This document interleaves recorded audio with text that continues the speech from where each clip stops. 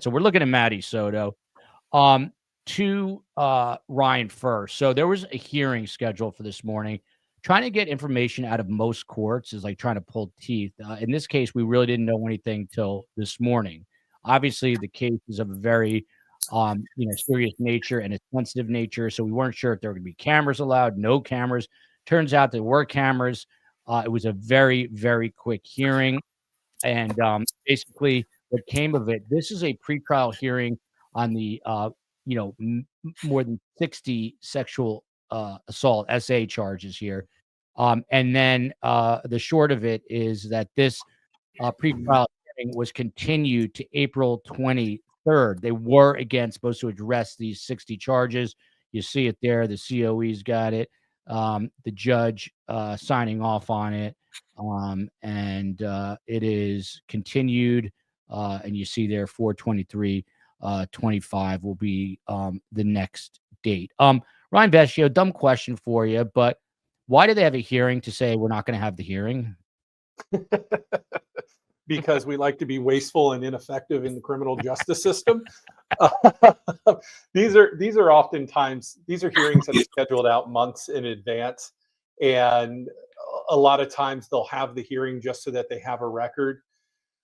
Even though that this was on the SA case today and not the homicide, it's still a mandatory life in prison if he's convicted on that. So judges want to go above and beyond to have an explicit record of everything that happens, because obviously winning a case is only the first step in a long road because of the appellate process. Yeah. We'll get into the details. As I said, there were, I believe, 50 motions or more than 50 motions just filed since the beginning of this month. And today is February 12th. So, Ryan, let me just ask you about that. Is that typical or atypical? Before you answer, I don't want to compare these two cases, but we were talking about Donna Adelson yesterday. She's been sitting, for those who don't know, she's accused in a murder for hire plot against FSU law professor Dan Markel, which is our original case.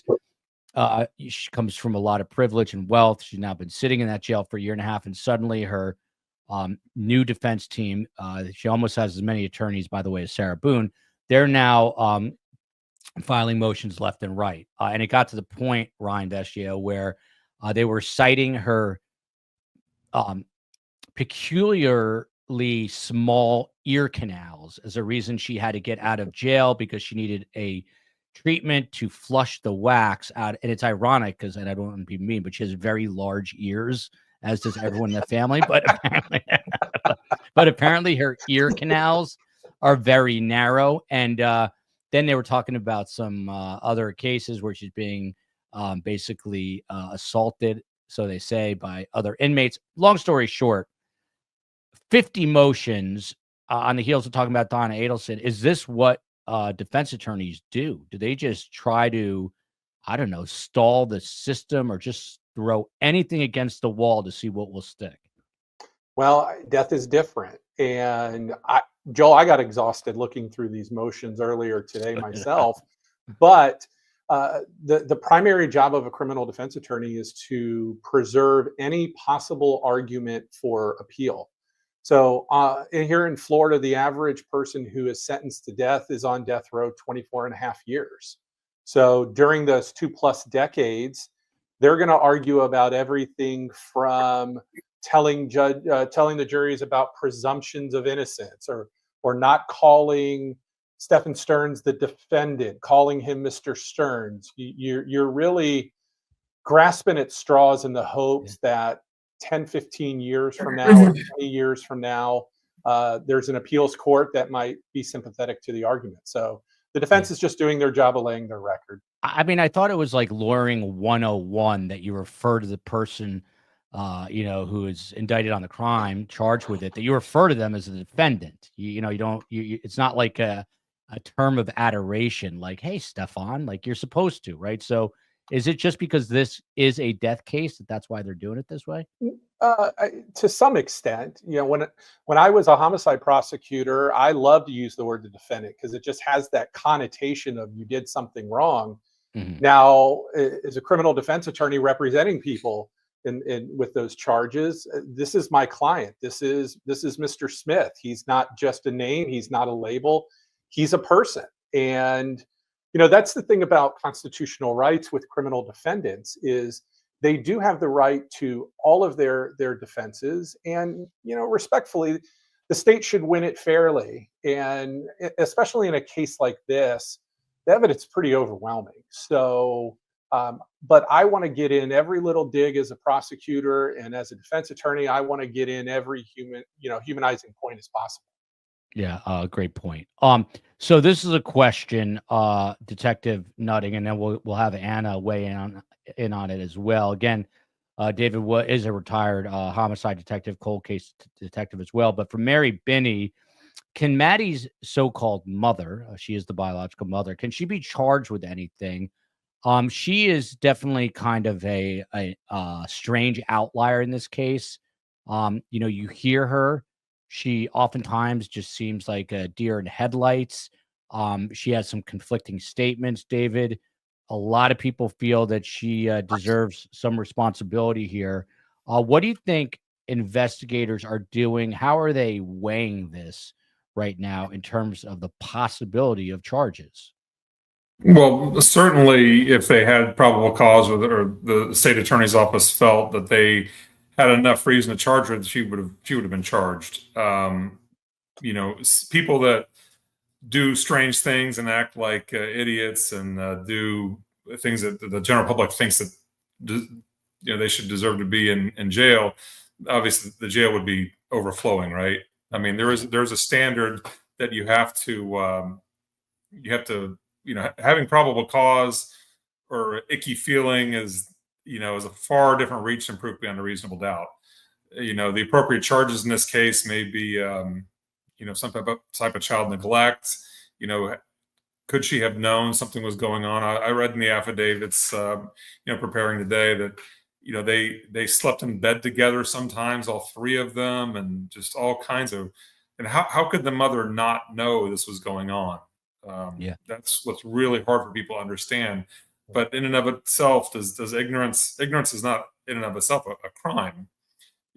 Could she have been a victim herself as well? Who Which knows? which is a great point. Yeah, she very well could have. And by the way, she had a Spanish speaking roommate who, through a translator, was told by police that Stephan Sterns was kind of peeping under the door with his phone and had pictures of her. So it's possible that Jen was being manipulated by him as well. That's for sure. But Detective, real quick, just back to you. Is it possible that they're interviewing her just to kind of build their investigation into Stearns and then could charge her, or would they have charged her either way by this point, do you think? Well, certainly she's going to be a witness. I mean, there's no doubt about that. In terms of what she has to say or what she's going to be testifying to is going to be very interesting.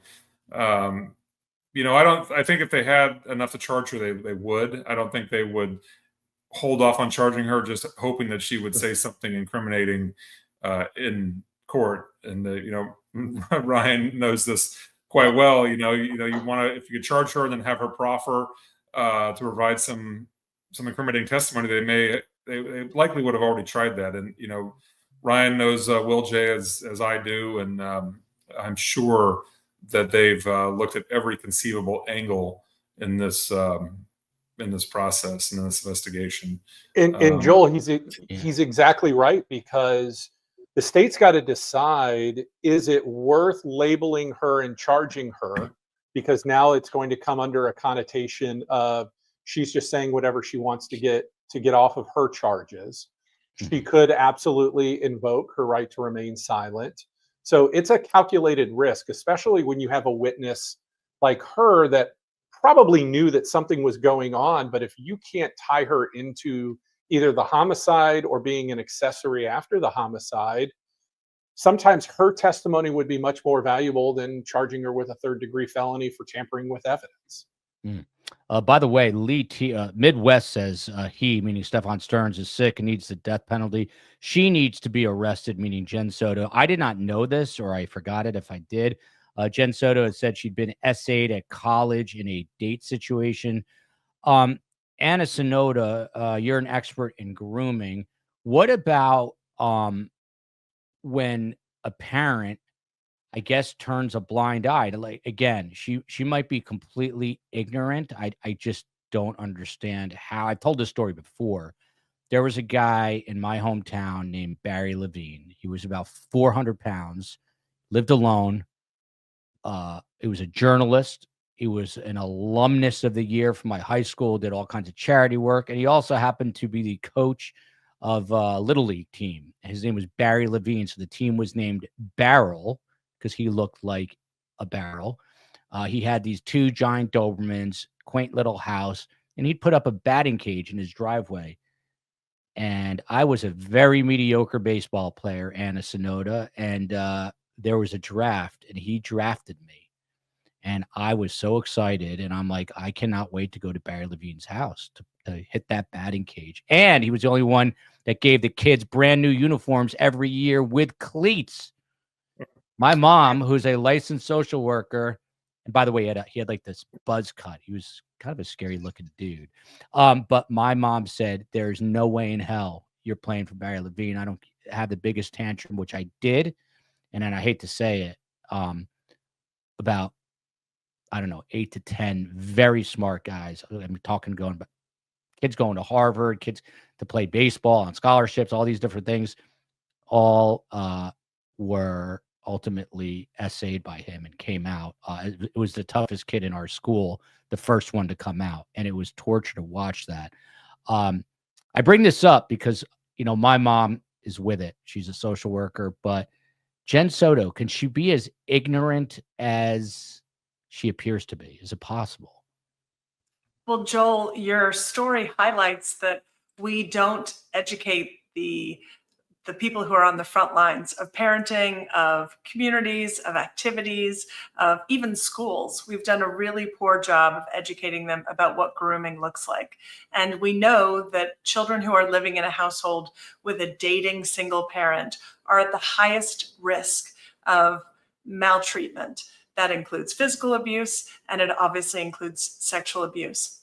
This horrific case is a call to action for all families, no matter what your circumstances are, to get educated about the grooming process. Just like your baseball story illustrates, and your mother, using her social work skills and all of her intelligence and her love for you, recognized something's up. I see through it, if you will. And in a situation where the predator is living in the house, if he's providing babysitting, if he's providing financial support, emotional support to Jen, this situation gets extremely complicated very quickly. And it's easy to see where the child who lives in that situation is likely to fall prey to a potential predator.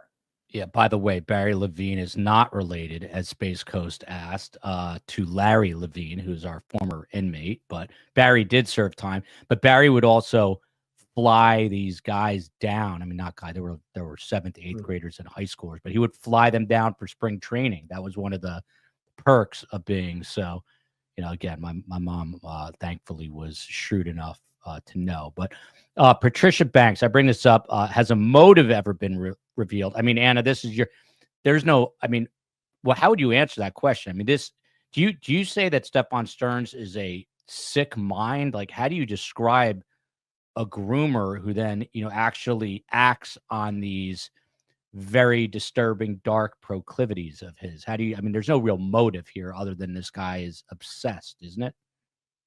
Well, he's a sexual predator, so he is opportunistic and he is planning and putting himself in positions where he can find available youth. So in this circumstance, his relationship with Jen was his avenue to access. I tell people that predators run on gas, grooming, access, and space. So what does someone have when they're dating in this case, a single mother who's dating? He had access to her bedroom, her bathroom, her living quarters. He had time alone when Jen was away at work. And grooming is a manipulative, perverse form of courtship. So if you don't know what to recognize, if you don't understand that it starts with flattery and favoritism and it bleeds into more threatening situations and more more and more boundary crossing as you go along, then you may miss the signs as you go, which is why this conversation for your audience and with these other gentlemen is so important to listen to and then to act upon. Yeah. So Ryan, one of the things that's confusing me, and admittedly, I'm not the brightest bulb in the box, but oftentimes if I'm, confused, maybe other people are confused. So today relates to the SA trial on the sex charges, but then there's also going to be a murder trial. My question is, and the motions that were all just filed really relate to the impending murder trial after the SA trial, as well as the death penalty phase. But my question is, why are they severed? Why are they separate? It's almost like, and well, let's start there, because there's also an issue with counties that I'm confused on, because Will J is heard on police interviews interviewing Jen Soto. This case is happening in Osceola. Will is in Orange. So what's going on with the two different cases, and why are they running parallel instead of, I guess, conjoined? No, and it's actually, for some of the questions you've asked before, this is actually a pretty good one, Joel. So, a criminal defendant has the right to be tried and judged to be guilty or not based upon the offense, the specific offense. So in this instance, the SA cases go back 2, 3, and 4 years, where the homicide obviously happened at a fixed point in time last year. So the defendant has the right to have these severed. Now, the state is going to want to bring in as much evidence from the SA trial as possible in the homicide, but Stearns has a constitutional right to be tried separately. One other point, though, is from a strategic standpoint, if the state goes forward with the SA trial first and Stearns is convicted on that, now he has what we call a prior violent felony, which is an enhancement for the death penalty. So the state has noticed a number of aggravating factors, as it's required to do to seek the death penalty. One of those has been the presumption of a violent prior felony, and that's to assume if he's convicted on the SA trial.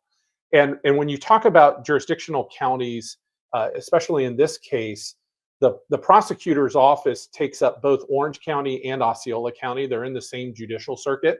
Okay. And Dave knows this from his days. Oftentimes, criminals don't look at jurisdictional lines or care about them. So a lot of times you'll have a crime committed in one county where there's witnesses in another, or the crime spans multiple counties. And in that instance, the state gets to pick its venue on where it's going to seek charges. You know how much I like to plug my book, but here we go. Anna, I just purchased her book.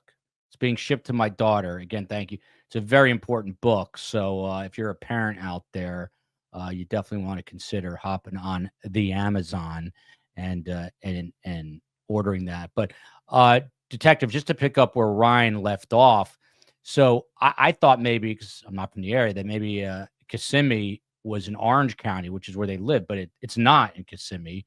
And the body was found in Osceola. I think the school is in I don't know if it's in Osceola, but Orange. if Yeah. there's school's Orange County. Yeah, that's where the initial missing person. That's where she was initially alleged to have been reported missing, was on after school. So she was last reported initially to be seen in Orange County, and that's why the Orange County Sheriff's Office launched this massive effort to locate her, presumably having been kidnapped or worse in Orange County. Obviously, It turned out that she was murdered, lived in Osceola County, was murdered in Osceola County, and dumped in Osceola County. Yeah, I mean, but Ryan was saying it's the same circuit, the jurisdiction, Right. but is Will J, and Ryan, maybe you want to jump in here. Is he the one asking these questions in this interview because he's going to be the lead prosecutor in the death case here? Yeah, sometimes when I was a homicide prosecutor in the circuit, I wasn't always involved in interviews.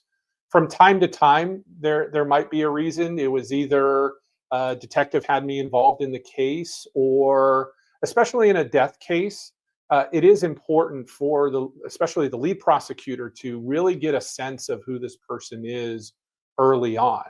So I will say, though, that oftentimes prosecutors get in the way of experienced detectives who do this day in and day out. So it's not typical in this jurisdiction, but in other states, it happens pretty much in every investigation. Yeah. And a good question for my friend Nikki Cuds. Does Anna think there's a likelihood that there are more victims of Stephan Sterns that we just simply haven't learned about? I refer to it as kind of an obsessive behavior. We know he was at the very least peeking in at the roommate, but what are the betting odds that there are other victims out there? I would almost absolutely assume that there are more victims of this alleged sex predator, Stephan Sterns. I think when we look at the statistics, up to 70% of child sex offenders have up to 9 victims. And oftentimes it takes up to 7 victims before someone is even caught by the criminal justice system, according to the crime statistics that we have. So what we have to remember is these are serial predators. And oftentimes the thing that gets in the way of people reporting or calling something in is they say, oh, it wasn't that, it was something else. I don't really want to get in the way. It's just my child. And what we have to remember is you might be at the start of a long line of potential targets. And if we just did a better job of educating people about what grooming looks like, and then gave them the tools to better report, better send it up the chain of command so that people could do something. I have no doubt in my mind that this is a serial predator. And part of the reason that he stayed in the relationship with Jen was primarily, it's probably not that far of a stretch, because he had access to poor Maddie. That is difficult. This is why this case kills me. And this comment, I think, is true. You assume that every parent is a loving parent. Not all parents love their kids, and vice versa. It is a lottery when you're born. But Joel, I would also say that some family systems are more vulnerable, and predators are keen observers of a child and a family's vulnerabilities. And they often tend to show up just when a family needs financial support, needs emotional support, needs psychological support, and they often fill a gap that the family needs. So it's not as simple as saying, people who are well off are not going to be victimized, or people of this certain category, because this is happening in every single community, in every single socioeconomic, racial, educational group. And we have to attune ourselves to recognize what are our own vulnerabilities. And often it comes back down to time and attention that we're able to give our child. Yeah, I'll tell you what. I mean, I have to remind myself, get off my phone. My kids remind me too, and I remind them.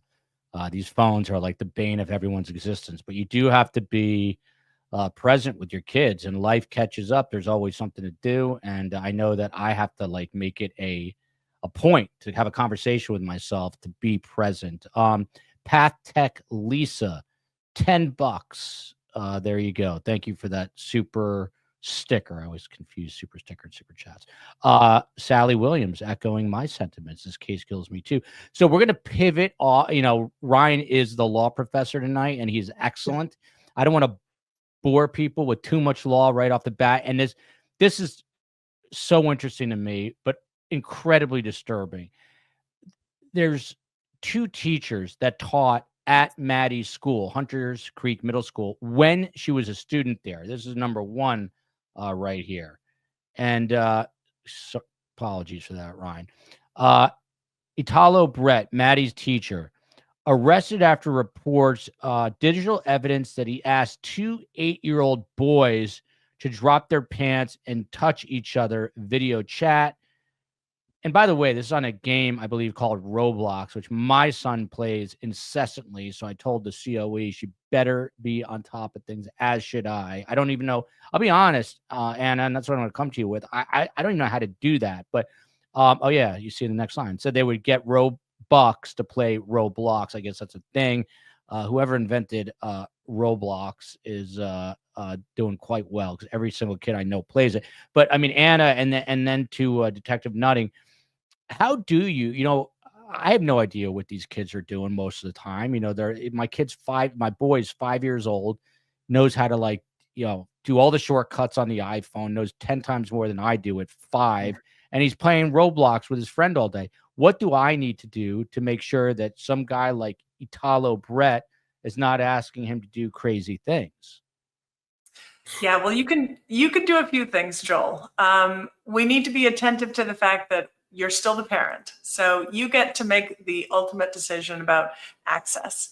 Are they available to play the game? If so, where are they playing?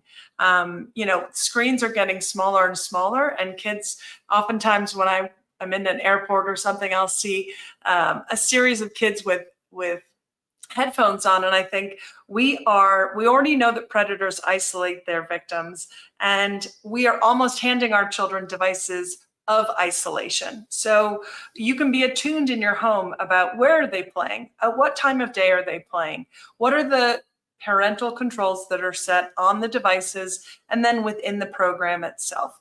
We know that less than 1% of parents are using the available parental controls within a game like Roblox. Roblox is a platform where children can make their own games, and then other kids can play them. So it really breeds a lot of the kids who are into coding and computer gaming and things like that. And as you've said, they have their own currency. So if I'm a potential predator and I want to find young to adolescent age males, I will typically be able to have a cheat sheet. And Roblox is my cheat sheet, where I know that I'll find those sorts of targets.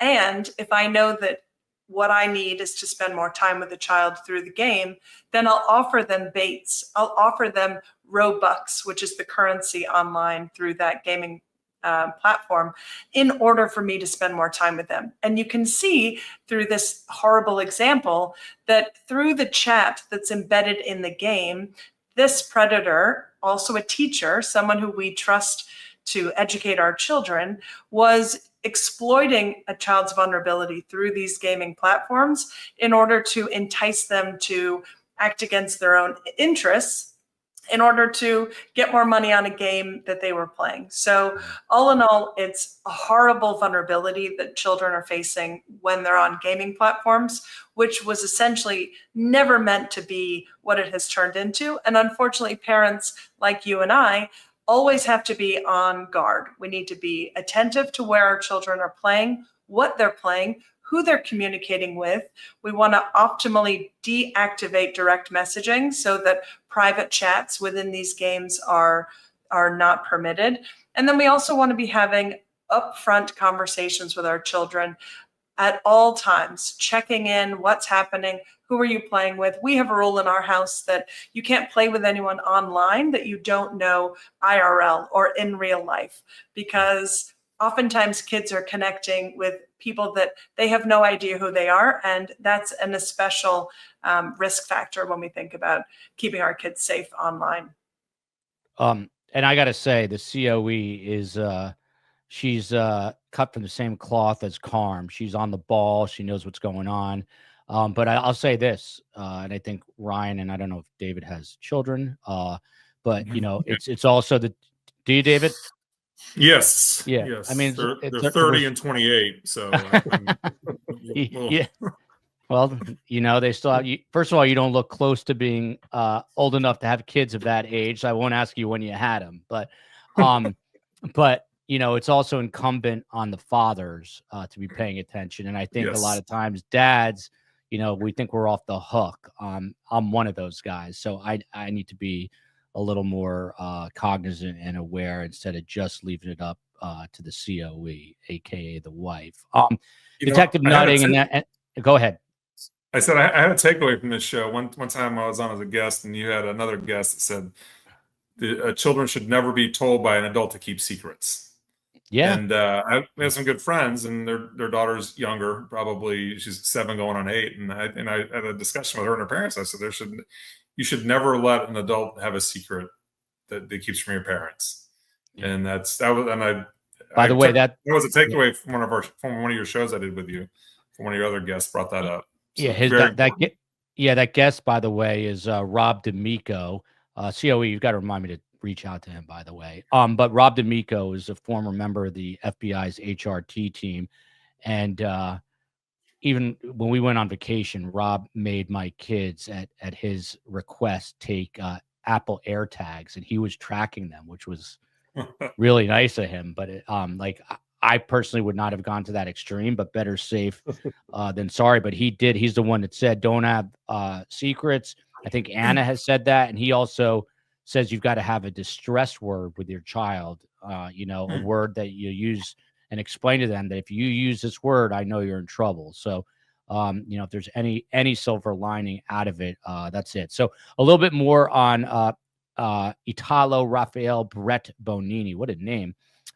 Again, he also allegedly exposed himself during these communications. He was also doing it on Discord, which I don't know anything about, but I know there's a Discord chat that relates to this very podcast. So people are using it. And then there's this. This is unbelievable. Then a second teacher, same school. Look at these guys. Mitchell Regan, first hired in 2019 as a school secretary. We have more here. Oh, where? Oh, then why don't you say so? There you go. Is that him? He looks like a student. This guy looks like a student. Yeah. This kid looks like he's in 8th grade. Hello, everyone. My name is Italo Brett. I'm the new chorus teacher at Hunters Creek Middle School. Now, if Carm saw this guy, she would just think he was in 7th grade. I mean, he looks incredibly young. I graduated from Freedom High School, then went to Rollins College. It just sounds like the perfect person. And then you've got this guy, Mitchell Regan, also arrested, also a teacher at the school, head of the chess club, taught music lessons. So Detective Nutting, and I promise forget, but now Ryan's been quiet too long, but Detective COE really likes that. She's proud of herself that she's got that slide right there. So she wants, here we go. Detectives interviewed Italo Brett about Maddie Soto. He's an English teacher, choir teacher. He told detectives he thought Maddie was quiet and often disengaged in class. Missed a lot of, I'm glad this guy is giving advice. So Detective Nutting, to you on this, on a serious note, 2 teachers at the same school, Maddie was a student, at the same time. There's no connection right now. If you're an investigator and you know what happened to Maddie Soto, allegedly, but we know what happened, how do you approach these 2 guys in the same school at the same time that she was there? I mean, what kind of conversation are you having with them? This is the second one, by the way. Yeah. What was he accused of? The second guy, Mitchell Reagan? The second one, I think, is also accused. Here we go. CSAM files, which I can't say. Graphic disturbing photos of minors. This was on his devices. Images of 2 minors, an adult male, using Kik, which is an app to trade these photos. Deleted 10 to 20 CSAM files. Previous report shows a 16-year-old said he groomed her online. I mean, these are 2 predators. There's no other way to say it. So she is literally swimming in a sea of predators. Detective, what do you do with these 2 guys knowing that they were here, that they were at this? Is that him with his head shaved? He looks so different. But what do you do, Detective? Yeah, I mean, it seems like these 2 were active in the online environment. I don't know if they had if there's any kids at school that were victimized by these individuals. Hopefully not. But somebody told me once, you have being a detective or an attorney or anything, any of us here on this podcast, you have to almost believe the unbelievable, because just when you think you've seen it all, you see something even crazier than you thought. Like really 2 teachers at this school who are alleged child molesters at Maddie's school is just unbelievable. It's like this whole area is swimming in these guys, and it's really disheartening to see this, to be honest with you. In terms of their relationship with Maddie, and could they be complicit in anything related to Maddie, it doesn't appear so. It's just unbelievable that 2 teachers from her same school have also been charged or implicated in this type of behavior. Yeah, It's you see here, yeah, it's really disturbing. You see, Italo at the end. I'm not even gay, which probably means he definitely is. But and I'm going to come to Ann on that. But Ryan Vescio, you've been quiet too long. You're a parent of many kids, I believe 6. Is that correct? And people don't know this because he's on camera, but Ryan's also like 6'6". So 6 kids at 6'6". By the way, that's 3 sixes. Yeah. That's not good. Yeah, I'd like to not be associated with that if you could help. So read the quotes on the graphic for those COE. We're going to need those motions too. So don't get too carried away with these here, but great job. You're doing a great job. But Ryan, I mean, seriously, as a parent of 6, forget being a lawyer. Now you find out that there's 2 other predators arrested at this school. I mean, what is going on in this part of Orlando? I mean, if you were a parent at the school, what would you be doing? What would you be saying to the administration? First of all, I'm glad that I'm not. Second of all, I think it's just an unfortunate reality that we have there's a lot of policies and procedures and things in place to try to catch these types of people in these environments. But the reality of it is that these people are out amongst us in the grocery stores and the department stores and passing along the highway and Joel, this stuff really hits home for me now, having teenagers and kids just leaving high school now. And I think it's about, you can only control what you can control, which for me is controlling lines of dialogue and communication with the kids, that first of all, not going into these sorts of things, but if and when you're ever approached, it's okay to tell somebody. And when I was a baby prosecutor in sex crimes and child abuse unit, we would have those conversations all the time, that oftentimes victims, both underage and adults, are scared to come forward because they believe that they're going to get in trouble. And no victim should ever be victimized even more than what their crime is. And in these situations, one of COE's slides was telling second fine gentleman, and that was he was support staff of the month because the kids said he was very nice. So there's a fine line here between identifying everybody who's kind as somebody who has an ulterior motive, but in the same sense, you got to keep your radar up, unfortunately. Yeah. Maribeth King, a name that I'm not familiar with. I love to see it. If you are new to the show, you appreciate the content, or if you're old to the show and appreciate the content, please hit like, subscribe. Also got a Patreon page, which is kept up by the COE there. But Anna, to you, we just got the perspective of a parent of 6. But here, Brett deletes his Discord, says he targeted children because they were, quote unquote, easier to talk to, and he likes the, quote unquote, control aspect. I fell into temptation that I should not have. I'm not a sick individual. I made a mistake. I'm not even gay. How do you read this? Yeah, I'm not going to laugh, even though I want to. What your audience needs to remember, as these gentlemen already know, sexual predators are cowards, and they target vulnerable children for a reason, because vulnerable children want attention. They are naturally curious. They're developmentally often at a stage where they want to explore and do the things that adults otherwise in their life have told them, you can't do those things. And one of the hallmarks in our house is anybody who's trying to isolate you from your friends or your parents is an enormous red flag. Predators want 2 things. They want to isolate their victims, and they often want to either elevate their targets to adult status. What's the best way to compliment a child? Tell them they're so mature, or they're like one of the adults. The biggest promotion at Thanksgiving is what? Being moved to the grown-up table, right? So what we have to remember is, if that attention is being provided by a personality or someone online or someone at school, then that is a risk factor that we need to be aware of as parents. We also need to cue into the fact that devices are readily available, and unfortunately, most sex offenders are not on any registry because 30% of child sex abuse is even reported.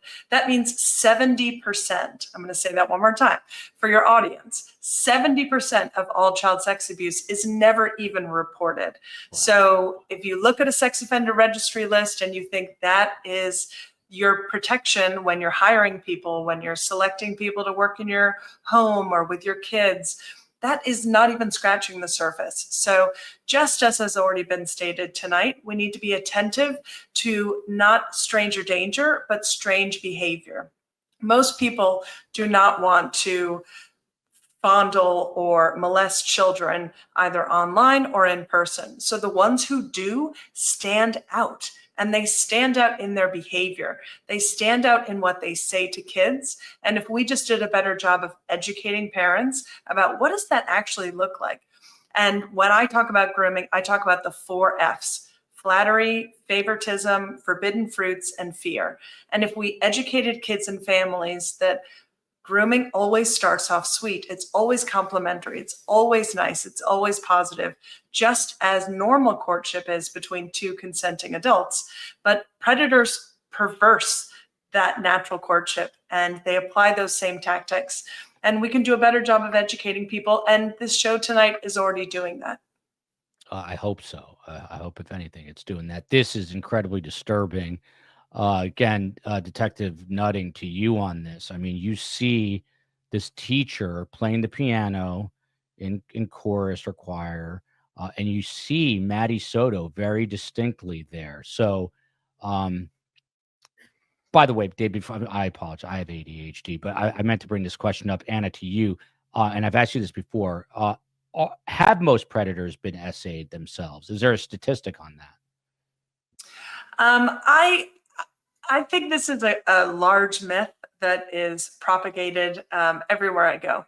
If that were the case, then the highest rate of sexual offenders would not be males, they would be females, because most women have had a child sex abuse experience compared to males.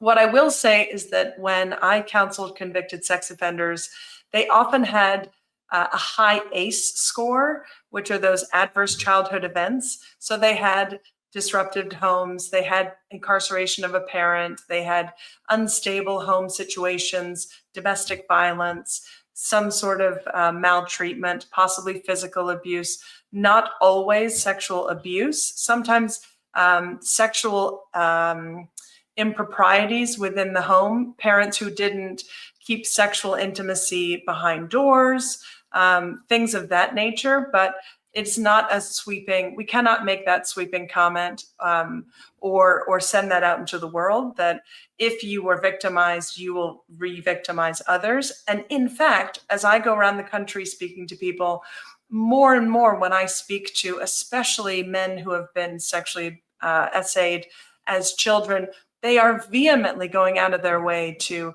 be protective, to talk about it, to be preventative. So I think actually the opposite is true, that many individuals who have experienced that harm on that level, those survivors go out and actually are beacons of light for other people in terms of prevention.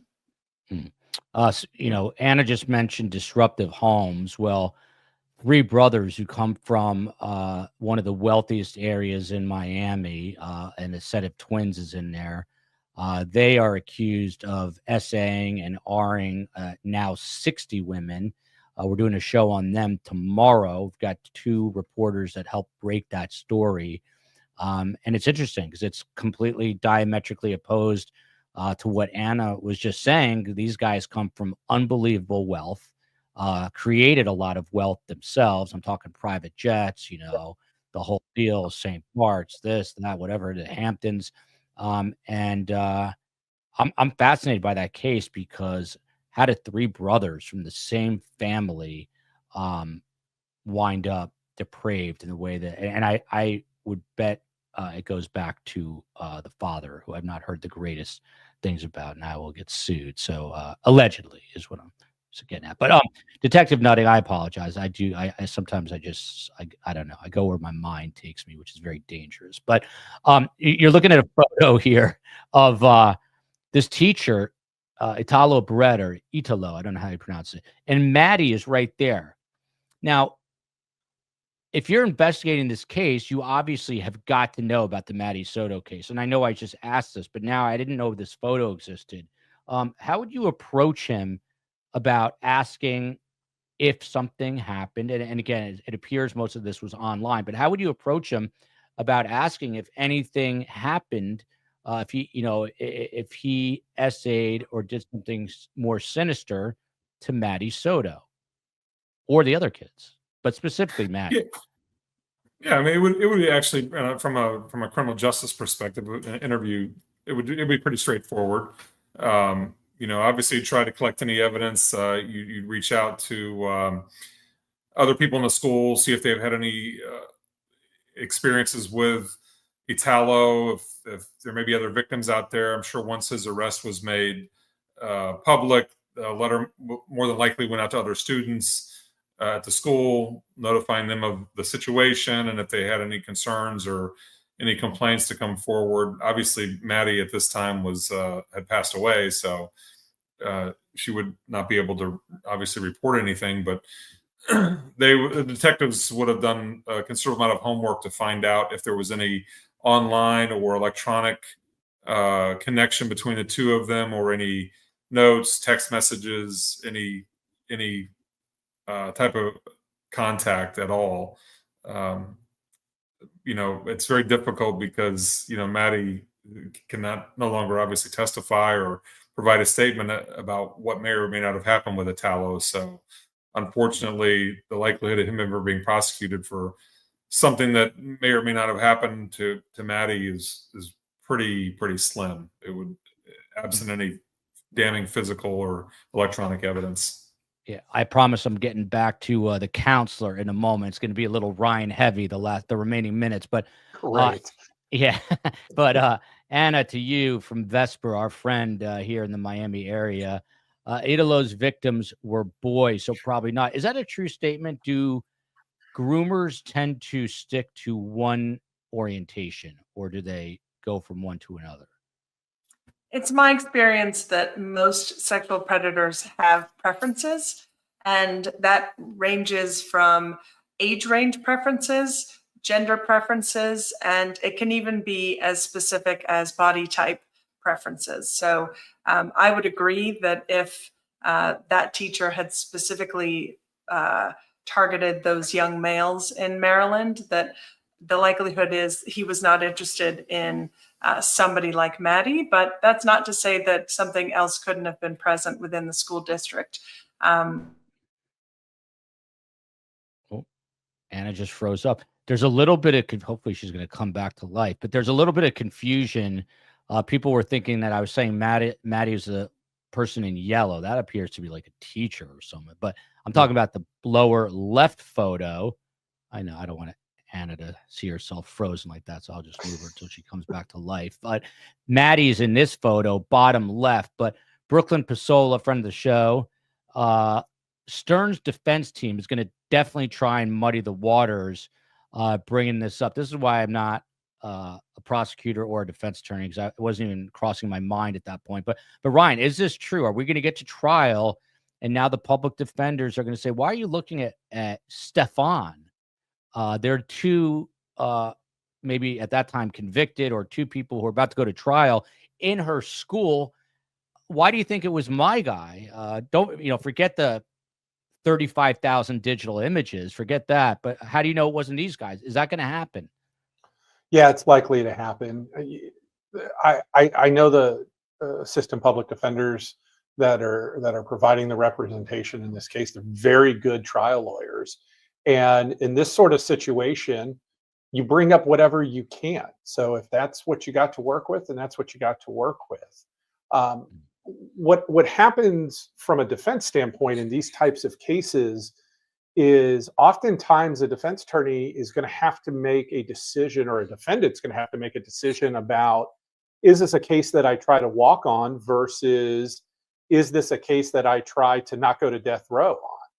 And sometimes the evidence is just so overwhelming that you devalue your credibility with a jury in a first penalty phase, or in a guilt phase, excuse me, where now the same attorneys are going to have to go back in front of that jury in a penalty phase and say, just kidding, we all know he really basically did it, and now spare his life.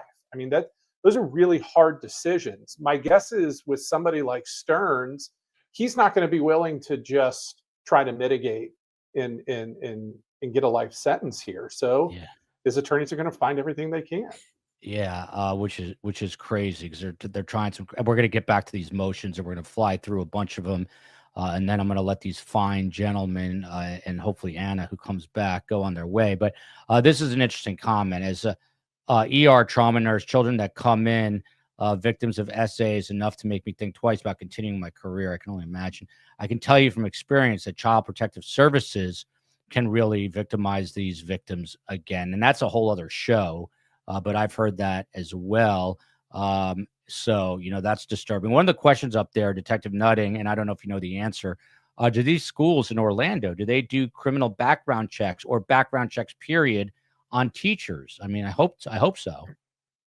Yeah, I coached soccer at my daughter's high school when she was in high school, and I was a law enforcement officer.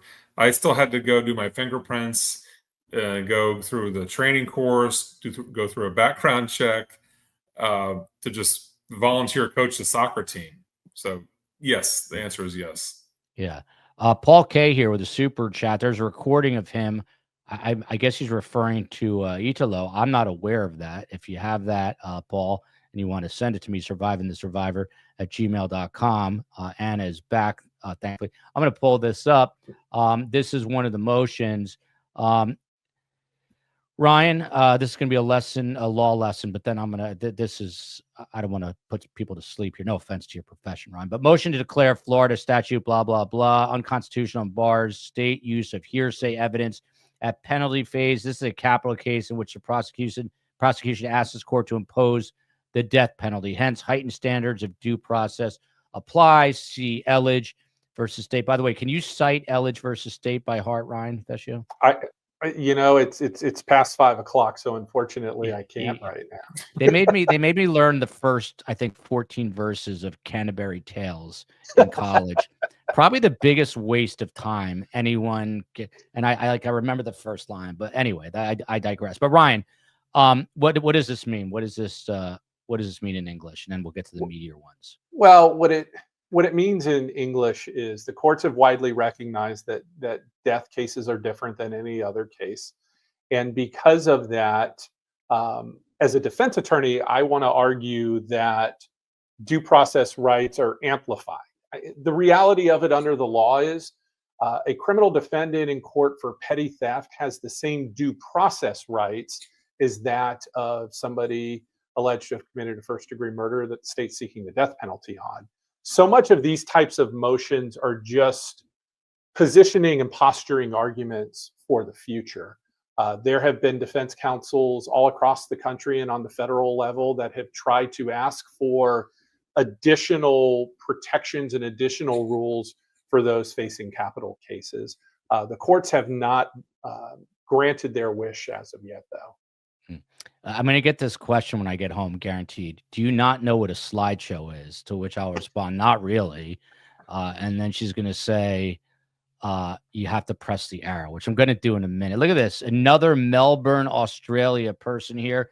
And look at this. I tell everyone to watch you. I love that. I am smoking pasta. I didn't know you could smoke pasta on IG. Your biggest fan. Thank you so much. We love Melbourne. I got yelled at for never calling out Melbourne, Australia. I do call out Australia a lot in the best way possible. And we are, in fact, a global show, lest you think otherwise. So, Anna, one of the things that came up that caught my attention, Detective Nutting, was just kind of recapping the two teachers. And it said it appears that, it was an online interaction, not an in-person reaction. And that makes me wonder, they weren't, as far as we know, not whoever these young children are. They weren't physically essayed, but they were certainly manipulated. What is the impact from something like that versus a physical essaying, or is it the same result that the kids feel shamed in the same way?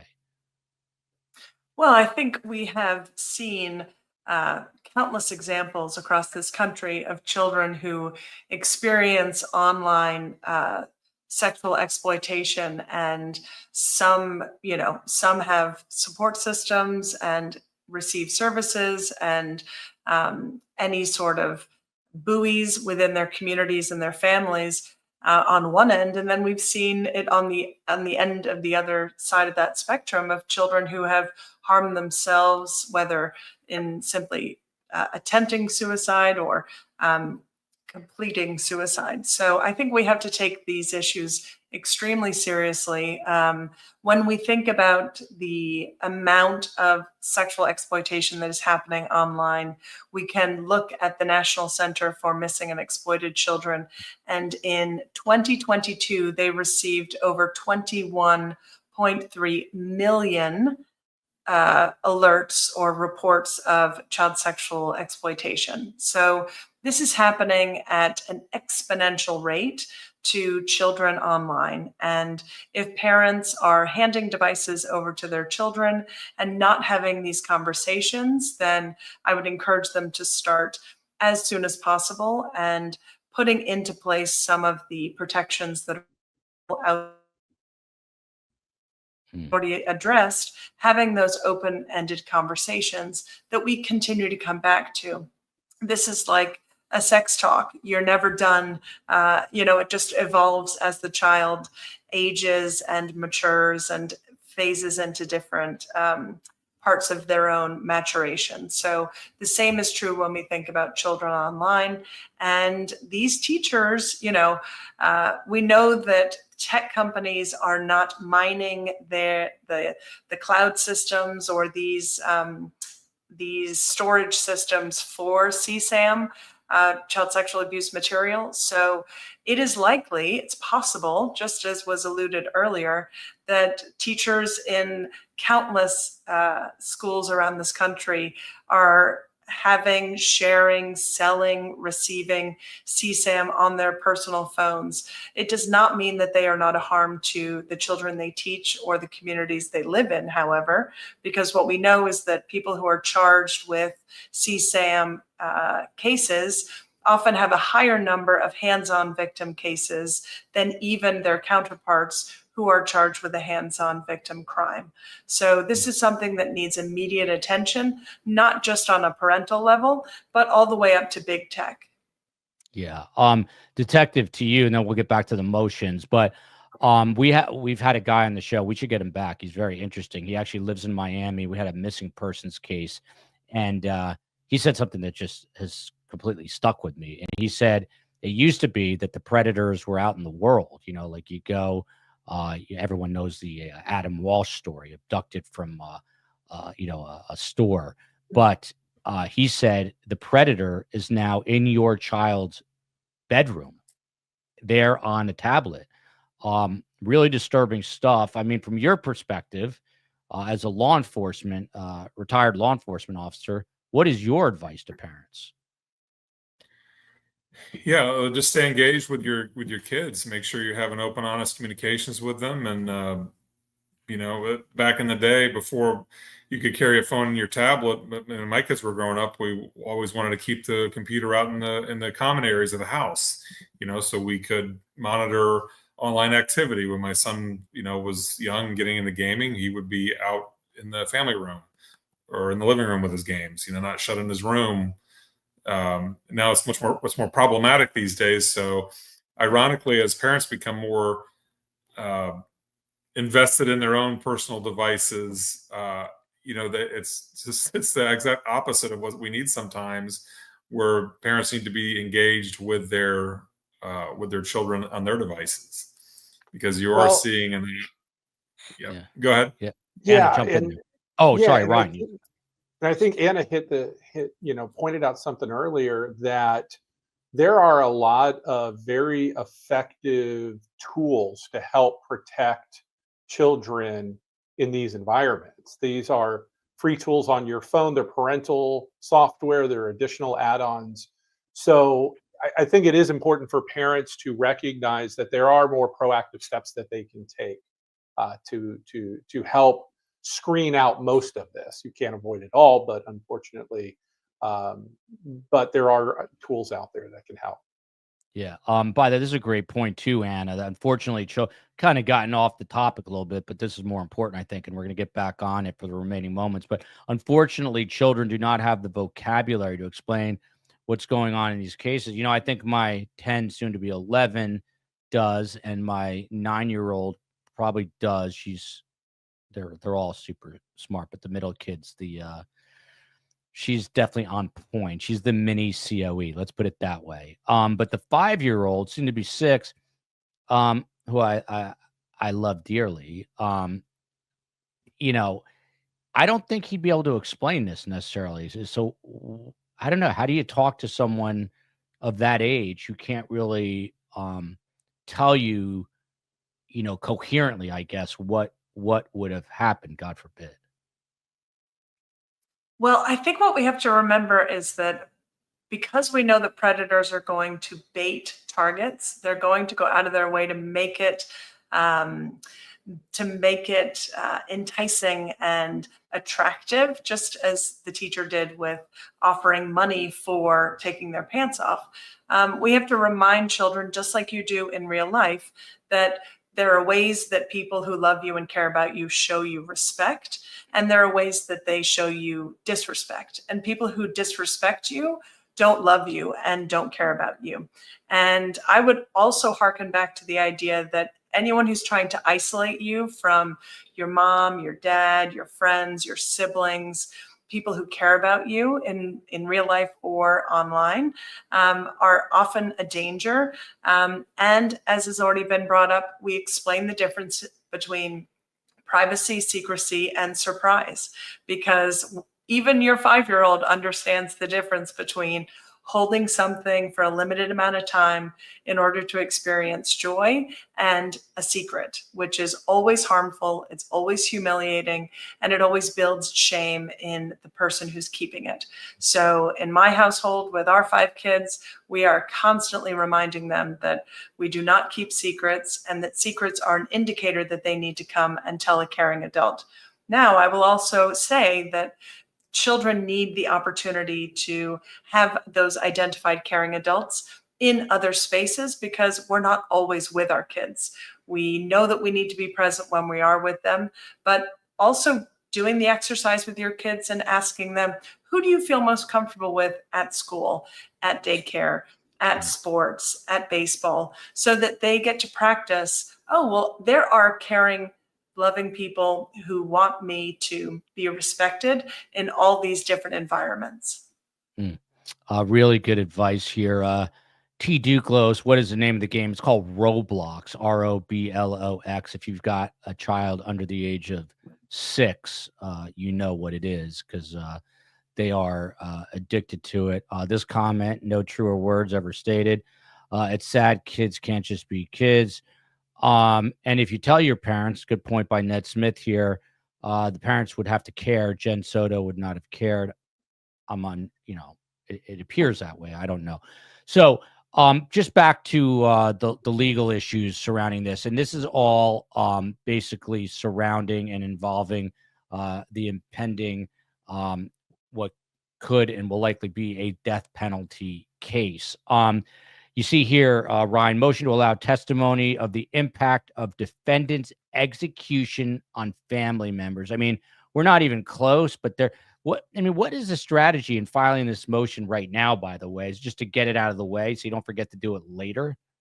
Exactly. In death litigation like this, there is a whole set of motions that you file in every single one of these cases. So this motion obviously is just filing it, so it's the putting it on the record, so to speak.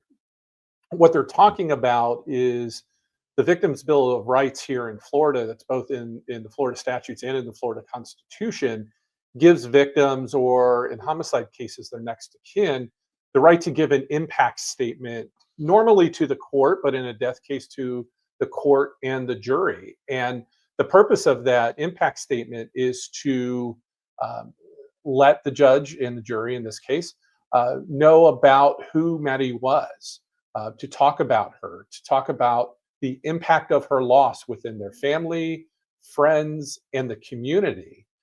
In essence, a victim impact statement is the last opportunity for a victim to have a voice prior to sentencing. What's happening in that motion is defense counsel are trying to allow Stephan Sterns' family to say how much of a loss it would be if he were to be executed. Unfortunately, a jury is going to be told that feelings of sympathy or bias should not impact their ultimate decision. Yeah, you see Brooklyn Pasola, friend of the show, always here. My son loves Roblox. I've checked his messages. He was a little game bully and was promptly grounded. The COE is telling me it's older kids than just 7. What do I know? But younger kids under the age of 50. I still consider myself a child. So I'm gonna. The COE was kind enough to pull all these graphics, and this just goes to show you this is a grand jury proceedings motion, and then you've got to preclude the death penalty as a sentencing option. That's obviously a big one, Ryan. So let's stop there for a moment. They're basically saying, and I think they were citing the fact that he was on antidepressants and whatever else, that he's not a candidate for the death penalty. I'm not like the most eager person to put someone to death, but if anyone, if convicted of these crimes, which I believe he will be, if anyone has ever deserved it, it is Stephan Sterns. But what is going on here to preclude the death penalty? So the defense here is citing a number of constitutional provisions, both federal and state, trying to argue that the death penalty is unconstitutional. So for instance, the Eighth Amendment to the United States Constitution talks about cruel and unusual punishment. Some of the Florida Constitution provisions that they cited talked also about the right to due process and dignity. This is just trying to say that the death penalty should not even be an option because it violates an individual's protections that are given to him under the Constitution. These were the arguments that initially abolished the death penalty in Florida back in the 70s for a few years, and then the court, as courts change, they change their opinions on items and then reinstitute the death penalty. Yeah. So I want to get to some of the bigger ones. You see this one here. They want the victim impact statements to be read by a neutral party. And I already forget the number, but I believe it was over 20, if not 50. I think it's 50 motions that were filed in just recent days. I mean, that's kind of a mind-boggling number, but you just heard Ryan say part of it is to just make sure that they're dotting their I's and crossing their T's. By the way, the public defender on this case, Ryan, is now I don't have her name in front of me. I did. It's Melissa Vickers. Are you familiar with her? Well, Melissa Vickers is the newly elected public defender, and I've known Melissa my entire career, going back almost 20 years now, and she's doing a lot of good things for the office. And her primary lead on this case is Elizabeth Borden. And Beth and I came up together through the ranks on our sides of the table. And Beth's a very good, passionate advocate for her clients. And, the thing about people that do death litigation is to represent a defendant facing the death penalty in Florida. The Florida Supreme Court requires that those lead attorneys be death qualified, meaning that they've taken special education, they don't have any disciplinary issues, and they're experienced in trying death litigation. And criminal defense practitioners passionately believe that the death penalty should not be an option, and cite to wrongful convictions and subsequent evidence that has overturned previous convictions. And it's they're very passionate about their work and representing their clients. Yeah, which they have to be, and good on them for that. Bella, Detective Nutting, this immediately makes me think of you. What's the point of the death penalty when they waste money keeping people in jail for 30 years? Detective, I know you've consoled families who are victims In your opinion, what is it like for them to go through a death penalty process with appeal after appeal after appeal? I mean, Florida and Texas, it's kind of safe to say, are states that act a little more quickly, but I don't know. How do you see that firsthand in interacting and consoling some of these families? I mean, it's excruciating, and it's an unfortunate gift that keeps on giving. With the endless appeals and automatic appeals, it just goes on, and that's why I really don't like the word closure when people are talking about when there's an arrest and the family. You'll hear it over and over and over again, using the word closure. I have a dear friend of mine who's runs a organization called Project Cold Case in Jacksonville, and he's really kind of taught me to stop using that word, because these families will never have closure no matter what. They'll have, I use the word resolution, where the case is resolved, but you'll never truly close that hole in your heart. And it just, death penalty cases are tough, because you'll never get your loved one back, and it's going to be an excruciating decades-long process till that execution finally takes place. Yeah. You see Songbits Laura. Yeah, no closure. It's some justice only. I'm just going to run through this very quickly, and then we'll get the final thoughts. But Ryan, he's the defense here, the public defender who you just talked highly of, trying to get evidence suppressed, specifically cell phone evidence, claiming that it was seized without a warrant. And the defense claims that Sterns' consent to search the phone was coerced, noting that he was under the influence of prescription anxiety medication. He had not eaten all day, was subjected to questioning. It's a constitutional violation, citing the Fourth Amendment. Authorities allege that the cell phone contained hundreds of sexually explicit images and videos of Soto, including content depicting Sterns. Prosecutors have not yet responded to the motion, and a ruling from the judge is pending. We heard that this was continued. And then you've got this Google account, Ryan. Again, an unlawful search claim. The motion argues that the search warrant lacked particularity, wasn't specific enough, an expectation of privacy. Again, you just said she's a vigorous advocate for the people she's representing, and she is. I have been covering true crime to know that she's going to lose pretty much every motion here. But is the ultimate goal, like I guess where we started all this, is to just keep death out of the equation here, just anything but death? Well, I will say I went back and read the motions to suppress the phones prior to tonight, and she actually has there's a pretty interesting argument on the suppression of the cell phone. Yeah. So explain. Yeah, the defense is saying that Stephan Sterns gave them consent for a very limited purpose, and that was the detective allegedly said, "Hey, can we look at your phone to see if your Google services are on?" And the motion alleges that Sterns gave over the phone and consented to the detective looking just for that piece of evidence, which you'd find in 90 seconds or a minute, 2 minutes.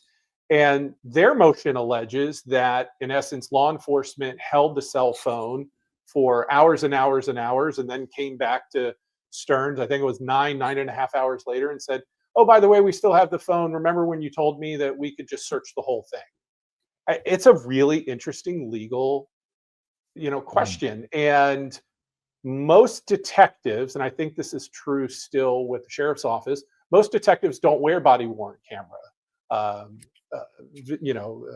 machines. So there's likely not to be a recording of that consent, and that's not out of anything bad. That's just how things work in the field. So where that could be detrimental to the state's case is if the court finds that that law enforcement did not have full consent to dump the entire phone, then it becomes a bigger issue of what we call inevitable discovery, which is, given everything that's happened, even though the police might have messed up on the consent piece, law enforcement would have eventually gotten probable cause to search the phone, and it becomes a no harm, no foul analysis. Now, that could be detrimental. In just so everybody knows, those motions were only filed in the SA case. Those motions were not filed in the homicide case. And even without that evidence in the homicide case, it's still a really compelling case. Where that applies to the Google search is the particularity and all of that. That's, look, you're just making arguments as best as you can. But there is a body of case law that says if the basis of the information for probable cause for the Google search came from what they found on the phone, and if the court suppresses the evidence on the phone, it works as a chain. So in that instance, there could be some argument that maybe the online evidence also gets suppressed.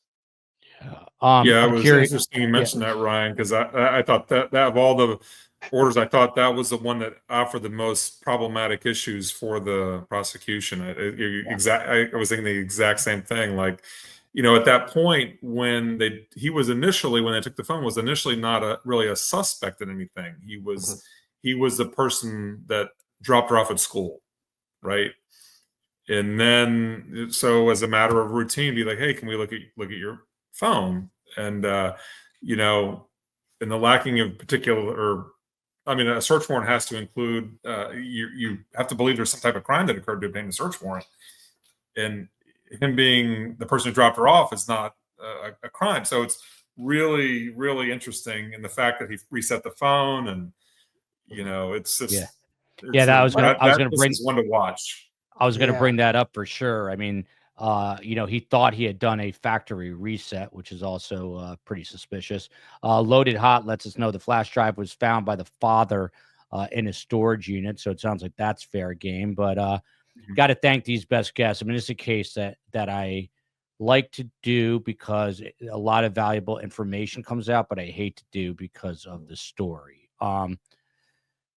So another day in American violence. I don't know why we're such a violent country. I feel like we're definitely more violent than other countries. I'm told we're not, but I think we definitely are. Whoever said telling me that we're not, I don't believe them. But anyway, Detective Dave Nutting, he is a retired cold case supervisor, Orange and Volusia counties in Orlando. He also worked a lot of homicides and other cases.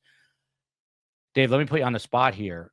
Is Stephan Sterns a year or 2 years from now? Is he going to be convicted? Will he get the death penalty? And your final thoughts? Ultimately, yes. That's the short answer, I believe. The path to that conviction and the sentence is going to be an arduous, long one filled with a lot of legal arguments. And to Ryan's point, with the phone, that's going to be one of the particular emotions to really keep an eye on, because a lot of the other emotions were just like neutral reading of the death penalty. That's really not doesn't really matter, if you will. But the phone stuff, and I know it all too well, is going to be really important in the sexual assault SA case. So yeah. So the short answer to the question, Joel, yes. Yeah. I still can't get over the fact you've got a 30 to 28-year-old, but it's a whole other story. I tell you what, there's 11 combined children between the other two guests. I'm an underachiever. I don't know. Like this, I feel it's too late. I don't know what I'm going to do. Can't look at it that way. One of our friends is having a fourth in the COE. Asked if I wanted one. I told her only if it happens with another man, because I can't afford it, and I can't. Way too much work and energy. This all becomes. I wonder if I'm going to get yelled. Am I allowed to say that? I might get yelled at for that. This all becomes so exhausting. Yes, it does. Try hosting a podcast 27 times a day. How are Maddie Soto's rights being guarded when she was continually being essayed? And finally on a live, it is. JD did not want to make light of that comment, but as Carmela, my mom says, you got to have a little black humor. Ryan Vescio, former homicide prosecutor in Orange County. That's home of the Sarah Boone case, and probably home of a death penalty case soon to be, with Stephan Sterns, accused in the murder of 13-year-old Maddie Soto. He's now doing work alongside Mark NeJame. And I was saying, Ryan, that I think I get credit for the matchmaking there. My final question to you before your final thoughts is, do you ever regret going into a profession where you've got to wear a suit and tie every day? And does Mark make you do that? So Mark is a fashionista, and I'll let him expound on that the next time he's on here. I got to And say, he seems pretty stylish and hip. I got to give him that. well, you're making him feel very good about himself right now. So I will tell you, only because I had court today am I in this, and normally us lawyers can practice in t-shirt and shorts sometimes, but it's it's always great to be able to get into court and fight for and represent people, especially in these types of topics. So, and that's what we're going to see in this case. And I think one of the comments that was just popped up about Maddie Soto and her rights is it's a reality that in our criminal justice system, it's more than just the state and the defense. There are victims and families that are impacted just as much or more. And after every homicide trial I tried, their names and the images stick with you. But unfortunately, those of us in the profession move on to the next case where this is something that lives with victims forever. And to Dave's point, whether or not Sterns ultimately goes to death row or not, it unfortunately does not change the reality of those that really hold Maddie close.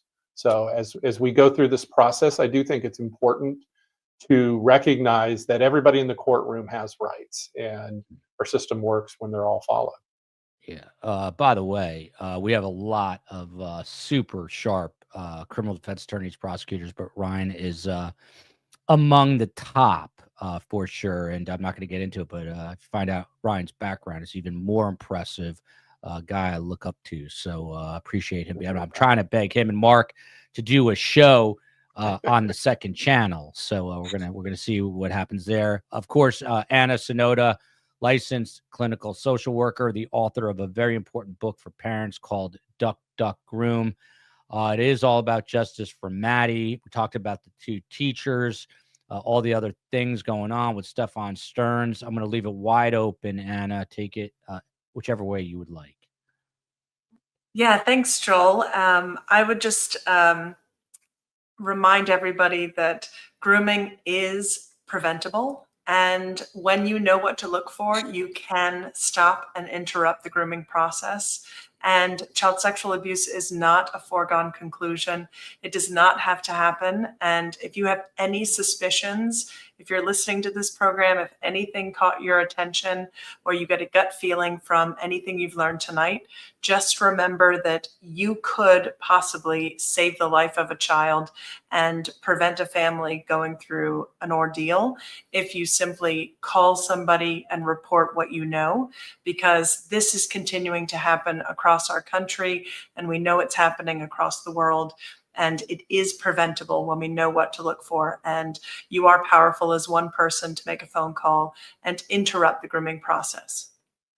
By the way, people are going to say, I'm just trying to, I don't know, make up for potential damage. But we have a child that was sick with COVID, another child, the 5-year-old, faking a sickness and being allowed to stay home. And the COE putting up all these graphics while juggling so much stuff. So, I don't know. This is why women are better than men. I don't think us men can handle this. So, ending on a sexist remark about men is always a way I like to go out. But one final question for Detective Nutting.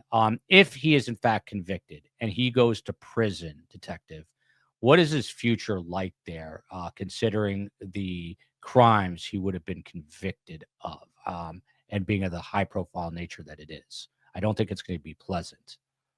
No, that's a pretty that's an understatement. Yeah, it will not be a pleasant existence for him. Probably a lot of time in solitary and amongst other depraved people in a special unit.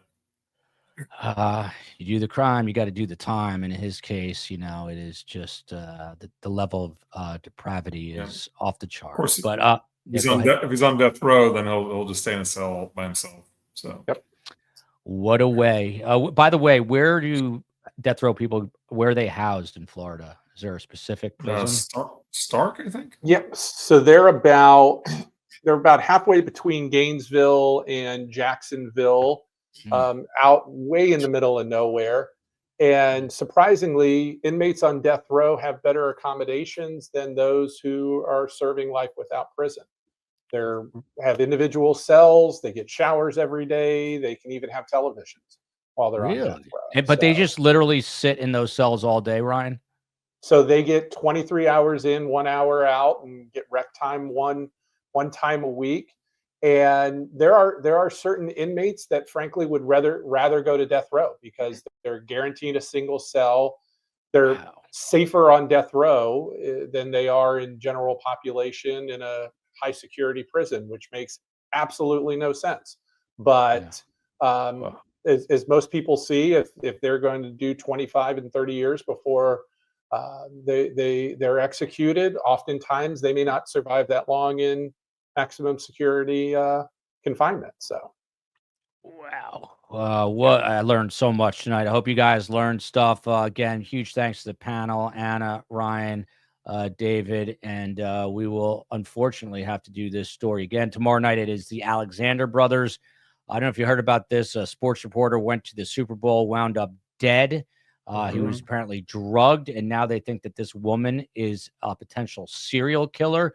We're going to talk about that with Phil and Scott come Friday, 12:30 p.m. Eastern Time. Love you, America. Love you, Atlanta, Georgia, Orlando, Florida, and of course, justice for Maddie. And a shout out to Melbourne, Australia, but justice for Maddie. Guys, stick around 1 second so I can thank